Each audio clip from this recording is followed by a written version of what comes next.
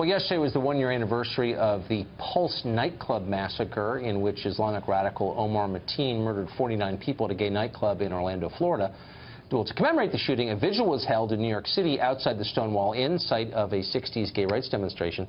But instead of just remembering the victim, the vigil became an anti-gun rally. Journalist Chadwick Moore was there at the vigil, and he joins us now to tell us what happened next. So, Chadwick, this was supposed to be a vigil for the people who died, almost 50 who died in that massacre, but it became something else? That's right. I think most people showed up. You know, the Stonewall is sort of gay. It's a gay holy site, right? It's the equivalent of Mecca for Muslims. It's where everyone goes when there's a large event that has affected the community, whether that's tragic or celebratory. It's where people would have instinctively shown up to commemorate the one-year anniversary. What happened was this far left anti-gun group essentially got the permit, I'm assuming, to hold a rally that day yesterday outside of Stonewall. And they were the sponsors of this event. So people who were coming to mourn, who were coming to be together to reflect, who want to give politics a break, instead were being subjected to this sort of anti-gun propaganda, all of these signs, all of this anti-Trumpism. So is that really the message of Omar Mateen's ISIS-inspired murder spree, that guns are bad? Apparently, according to this group, there was no reference to Islam that I heard whatsoever.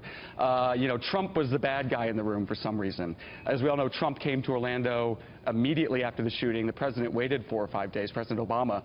But the message, the take-home was that this was about guns and only guns. It was. I mean, I'm sorry to laugh, but I mean, ISIS has bragged about. I mean, first of all, they endorsed the killings at the nightclub, at Pulse nightclub in Orlando, because a lot of people who were killed were gay. And they said, you know, we're glad that all these gay people died. And they've also bragged about murdering people for being gay in the territories that they hold. None of the people at this rally noted that? Well, this is the strange, you know, this is sort of the strange phenomenon that when you have large, dense populations of leftists, whether that's on the college campus or if that's in the gay community, that the small group of the loudest, most mentally and emotionally unhinged push their way to the front, seize the microphone, and bully everyone into going along with them. You know, yesterday, I'm very, very political on social media. Yesterday, because I was so personally affected emotionally affected by the tragedy, I said, I'm not posting anything political today. You know, I'm going to post about remembering the victims. I'm going to post about celebrating their lives.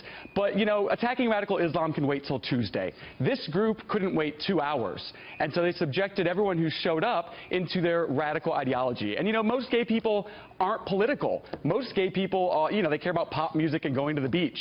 But they probably know what the Second Amendment is. And so they show up to be together, to celebrate the community, to mourn together.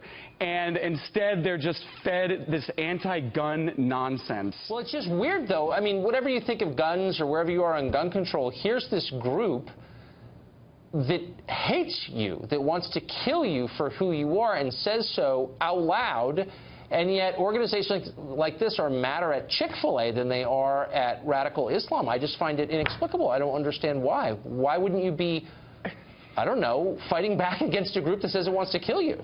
It is so mind-blowing. It makes no sense whatsoever. It is one of the great, bizarre paradoxes of the left, where they're bringing these people, these groups together that you're absolutely right. Muslim, extreme radical Muslims, ISIS want us dead. They're not fighting so they, you know, don't have to bake our cake for our wedding. They want us dead. Their philosophy preaches it, and the left is silent. You know, the media still won't call it terrorism. The Washington Post yesterday, the Washington Compost, as we call it, they would not say Islam, or they would not say terrorism in their reporting on the one-year anniversary at all. It was gun violence, even in the Washington Post. Boy, it's like they're so ideological that they subvert their own interests. They refuse to see what's in their own interest because it's somehow not allowed. And people, especially I see gay people, and I know many other people on the left are waking up to this every day, and they're fleeing. They are fleeing the left in droves. And I think radical Islam is one of the huge reasons for that, especially for gay people. They see that this makes no sense, and now they know that the right, they don't wish us any harm, people on the right. Well, yeah, and you certainly see that in Europe. I mean, that's absolutely a trend in Europe. The nationalist parties have have big support from the gay community. Yeah. Chadwick, thanks a lot for coming on tonight. I appreciate it. Thank you, Tucker. Thanks.